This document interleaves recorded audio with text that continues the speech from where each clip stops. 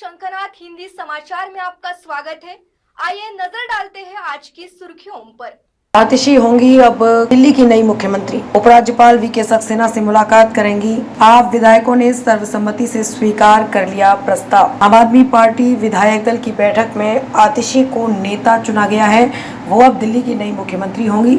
आतिशी आज शाम को उपराज्यपाल वीके सक्सेना से मुलाकात करेंगी और सरकार बनाने का दावा पेश करेंगी। अरविंद केजरीवाल ने दिल्ली की मंत्री आतिशी को उनके स्थान पर अगला मुख्यमंत्री बनाने का प्रस्ताव रखा था, जिसे आप विधायकों ने सर्वसम्मति से स्वीकार कर लिया। आतिशी पार्टी और सरकार का प्रमुख चेहरा है। वो वित्त, शिक्षा एवं पीडब्ल्यूडी समेत कई विभागों का कार्यभार संभालती हैं।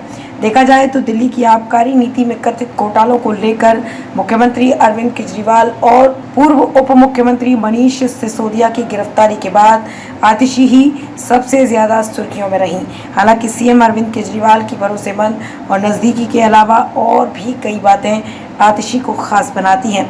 आतिशी न सिर्फ दिल्ली सरकार में इकलौती महिला मंत्री हैं, बल्कि उनके पास इस वक्त दिल्ली सरकार में सबसे ज्यादा विभागों की 14 जिम्मेदारी भी हैं, जिनमें शिक्षा विभाग, पीडब्ल्यूडी, जल विभाग, राजस्व, योजना और वित्त जैसे अहम विभाग शामिल हैं। वे आम आदमी पार्टी की शुरुआत के समय ही पार्टी में शामिल हो गई थी। साल 2013 के विधानसभा चुनाव के लिए पार्टी के मैनिफेस्टो मसौदा समिति की भी वे अहम सदस्य थीं और पार्टी के गठन और नीतियों को निर्धारण में भी अहम भूमिका निभाई। विधायक दल की बैठक में अरविंद केजरीवाल ने मंत्री आतिशी को उनके स्थान पर अगला मुख्यमंत्री बनाने का प्रस्ताव रखा, जिसे आप विधायकों ने सर्वसम्मति से स्वीकार कर लिया। यह बैठक 20 से 25 मिनट तक चली। विधायक दल की बैठक के बाद आप नेता गोपाल राय ने प्रेस कॉन्फ्रेंस में कहा कि अगले चुनाव तक मुख्यमंत्री की जिम्मेदारी आतिशी को दी गई है। हम चाहते हैं कि नवंबर में विधानसभा चुनाव हो।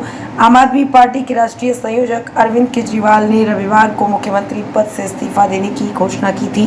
उन्होंने कहा था कि वो तभी मुख्यमंत्री की कुर्सी पर बैठेंगे जब लोग उन्हें ईमानदारी का प्रमाण पत्र दे देंगे। केजरीवाल आज शाम उपराज्यपाल से मिलेंगे और इस्तीफा दे देंगे। जीएसटी काउंसिल में किन किन गुड्स पे, किन किन सर्विसेज पे टैक्स लगना है, उस पर चर्चा होती है, उस पर निर्णय होते हैं। और दिल्ली सरकार लगातार दिल्ली वालों की तरफ से, देश के सभी हिस्सों के लोगों की तरफ से जीएसटी काउंसिल में आवाज़ उठाती रही है।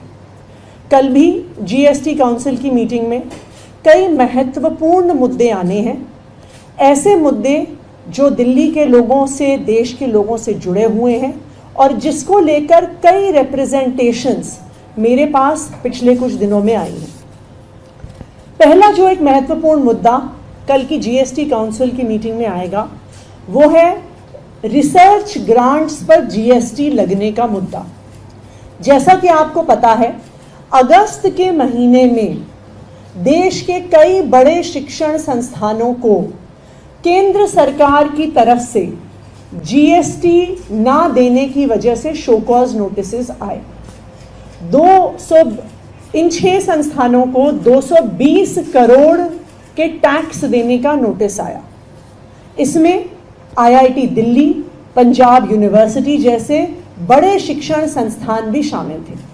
केंद्र सरकार का कहना था कि जो रिसर्च ग्रांट्स आईआईटी दिल्ली को मिली हैं, जो रिसर्च ग्रांट्स पंजाब यूनिवर्सिटी को मिली हैं, जो रिसर्च ग्रांट्स अन्य कॉलेजेस और यूनिवर्सिटीज़ को मिली हैं, 2017 से 2024 तक का जीएसटी उनको देना पड़ेगा।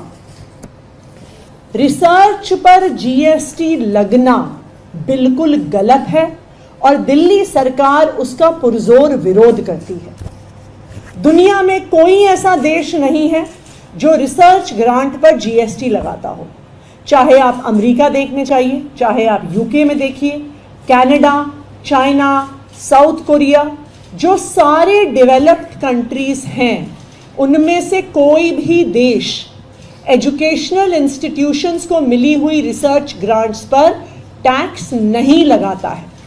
क्यों नहीं लगता है इन सब देशों में रिसर्च ग्रांट्स पर टैक्स? क्योंकि रिसर्च को बिजनेस के तौर पे नहीं देखा जाता, रिसर्च को एक इन्वेस्टमेंट के तौर पे देखा जाता है।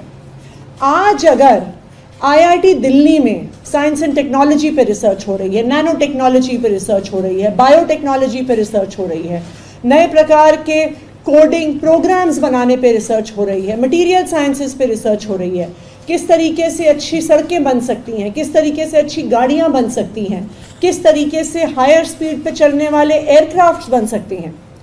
अगर ये सब रिसर्च आईआईटी दिल्ली में और अन्य शिक्षण संस्थाओं में हो रही है, ये आगे चलकर भारत के विकास में कंट्रीब्यूट करेगा।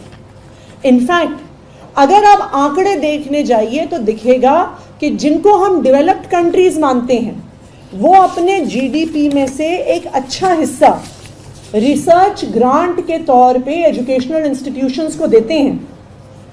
इजराइल 4.94% अपने जीडीपी का रिसर्च में लगाता है, जापान 3.82% अपने जीडीपी का रिसर्च में लगाता है, यूएसए 2.83% अपने जीडीपी का रिसर्च में लगाता है, जर्मनी 3.13% लगाता है, ब्राजील जो खुद भी एक विकासशील देश है 1.16% अपना जीडीपी रिसर्च में लगाता है।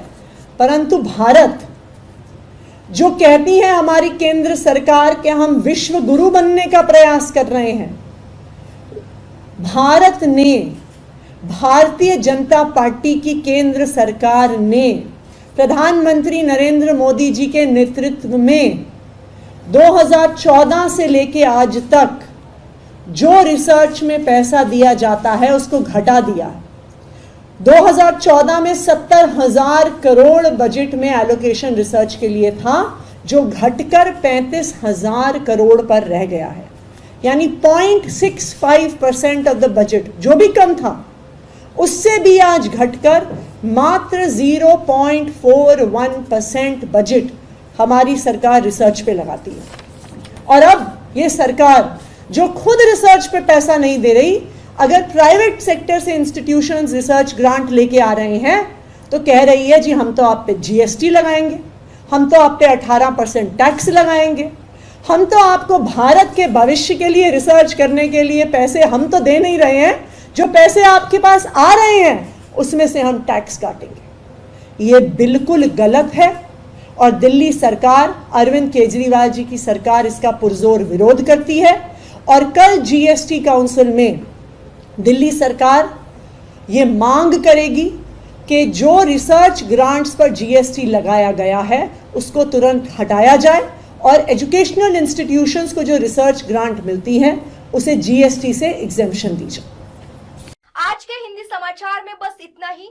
फिर मिलेंगे देश भर में घटित अहम खबरों के साथ।